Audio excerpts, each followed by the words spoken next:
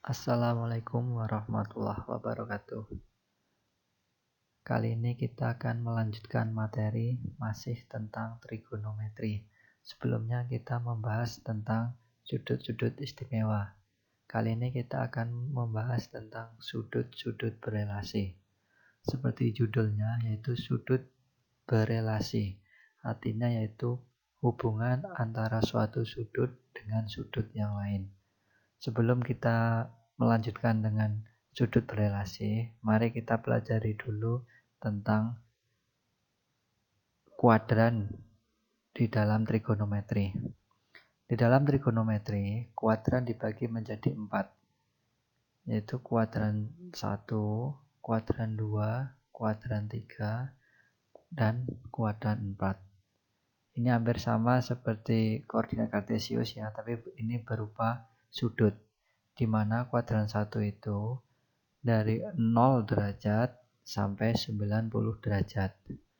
Untuk kuadran 2 yaitu 90 derajat sampai 180 derajat. Untuk kuadran 3 yaitu 180 derajat sampai 270 derajat. Dan yang terakhir atau kuadran 4 yaitu 270 derajat sampai 360 derajat. Nah, misalkan kalau sudut 400 derajat, nah berarti akan balik lagi ya, yaitu balik ke kuadran 1. Nah, untuk di kuadran 1 itu untuk nilai perbandingan trigonometrinya, yaitu untuk kuadran 1 itu semuanya positif. Baik sin, cos, dan tangen itu nilainya semuanya positif. Nah, sedangkan di kuadran 2 itu yang positif hanya sin. Selain sin itu nilainya negatif. Ya, untuk kuadran 2 itu yang positif itu hanya sin. Sedangkan kuadran 3 itu yang positif tangen. Nah, selain tangen, untuk di kuadran 3 atau di sudut 180 derajat sampai 270 derajat itu yang positif hanya tangen. Selain tangen itu semuanya negatif. Nah, yang terakhir yaitu sudut 270 derajat sampai 360 derajat atau yang disebut juga dengan sudut di kuadran 4 itu yang positif cos. Nah, selain cos itu nilainya negatif ya. Untuk sin dan tangen itu semuanya negatif. Kecuali cos yang positif ya. Nah, untuk mengingat di kuadran mana dia positif atau di kuadran mana di kuadran, misalkan di kuadran 1 yang positif itu apa aja, atau kuadran 3 yang positif itu apa aja, bisa kita mungkin untuk mempermudah mengingatnya, yaitu misalkan kalau dari kuadran 4 itu bisa kita gunakan yaitu dibalik ya, ko, tang, si, al. Nah, awas hati-hati ya, jangan sampai lidahnya keselip ya, itu kos, tang, si, yal. Nah, al itu maksudnya di sini semua ya. Bisa juga kita misalkan, nah semua gitu ya, dari kuadran 1 bisa juga kita semua, yaitu kalau dari kuadran 1, kuadran 2, kuadran 3, kuadran 4. Nah, berarti bisa juga dengan semua sinta ngekos. Nah, itu ya. Semua sinta ngekos. Nah, berarti kuadran 1 itu semua yang positif, kuadran 2 itu sin yang positif, kuadran 3 itu tangen yang positif, dan kuadran 4 itu cos yang positif. Nah, contoh. Di sini dicontohkan berapa nilai dari sin 120. Nah, tentunya agak kerepotan ya. Kita kemarin yang tahu hanya sudut-sudut istimewa, ya kan? Nah, berarti untuk sin 180, nah kita menggunakan sudut berelasi ya, atau hubungan sudut yang lain dengan yang lainnya. Nah, ini kita menghubungkan dengan sudut istimewa. Nah, sebelum kita lanjutkan, nah ini ada catatan ya yang harus kalian ingat-ingat ya. Di mana nanti genap. Nah, Bapak di sini yang Bapak ambil misalkan 180 atau 18 dan 360 atau 36 itu genap, maka tetap.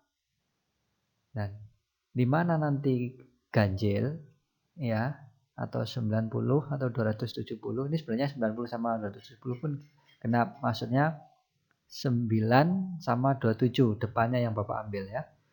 Nah, 90 dan 270 itu berubah ya.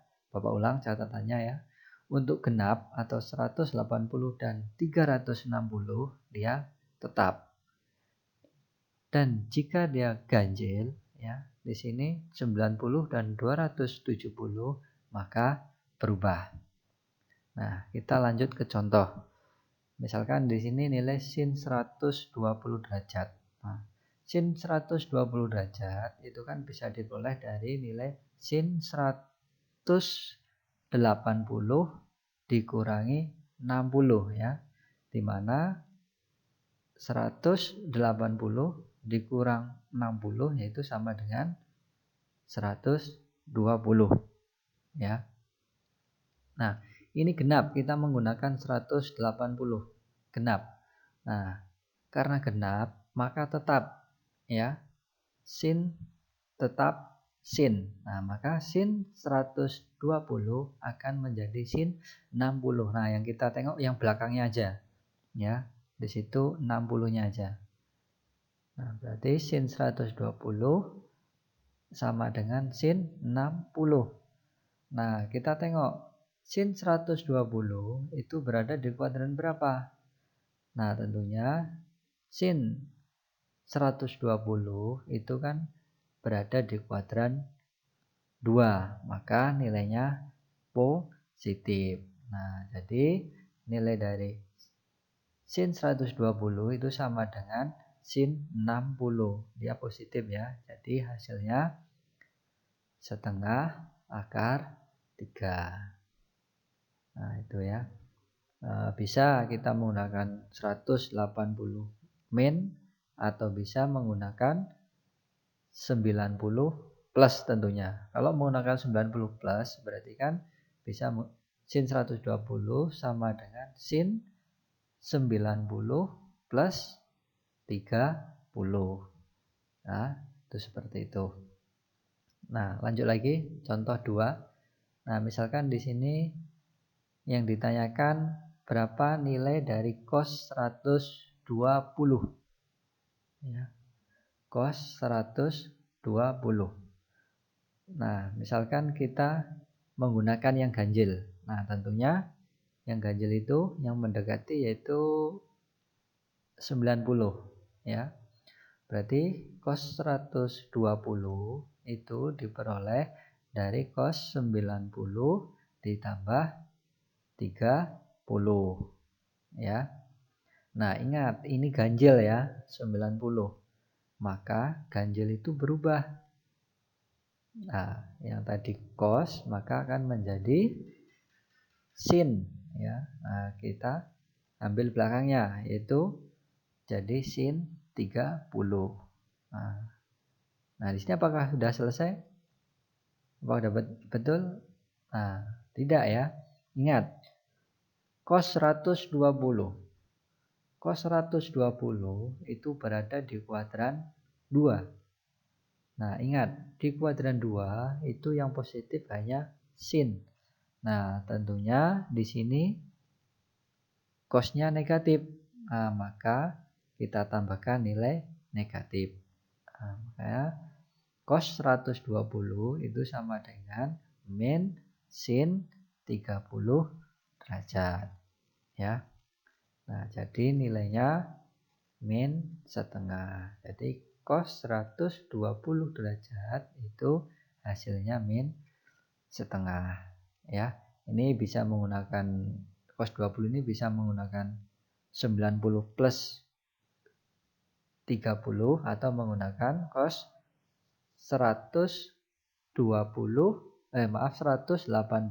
min 60. Tentunya kalau menggunakan 180 dia tetap cos akan tetap cos ya. Nah, ini Bapak tekankan lagi ya. Yang harus kalian ingat-ingat yaitu yang ganjil dan genapnya tadi ya. Dimana jika ketemu genap, maksudnya di sini kalau kita menggunakan yang genap yaitu 180 dan 360, maka dia tetap. Dan jika kita menggunakan ganjil, nah di sini misalkan 90 dan 270, maka berubah ya. Yang sin jadi cos, yang cos jadi sin ya, seperti itu. Kalau tangan jadi kotangan ya. Nah, mungkin hanya itu aja. Mudah-mudahan kalian paham ya. Kalau belum paham silahkan diulang-ulang videonya atau bisa kalian tanyakan di kolom komentar ya. Nah, untuk supaya lebih mahir lagi dalam belajar sudut-sudut berrelasi, nah silahkan. Nah, ini ada dua soal ya. Silahkan kalian kerjakan ya. Carilah sin, cos, dan tangan untuk sudut berikut yaitu 150 derajat dan 240 derajat. Mungkin hanya itu aja. Pak Heri, Assalamualaikum warahmatullahi wabarakatuh.